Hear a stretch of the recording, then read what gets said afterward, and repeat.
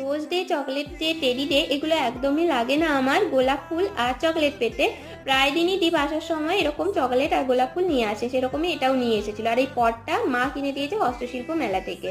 তো এসব করে আমি এখন খেতে বসে গেলাম, আর খাওয়া দাওয়া কমপ্লিট করে না একটু ঘুমিয়ে গেছিলাম।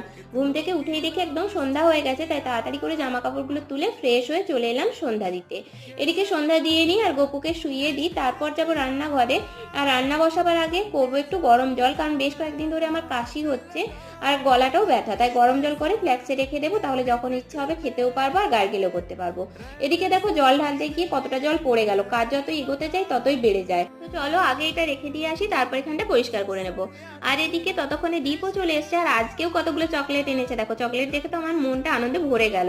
তারপর দুজনে মিলে মুড়ি খেলাম, ফোন দেখলাম আর গল্প করলাম। এই করতে করতে রাত্রি হয়ে গেছে, এখন যাচ্ছি ডিনার বানাতে। কয়েকদিন ধরে খুব পরোটা খেতে ইচ্ছে করছিল, তাই ডিনারে বানালাম পরোটা, চানা পনির আর মিষ্টি।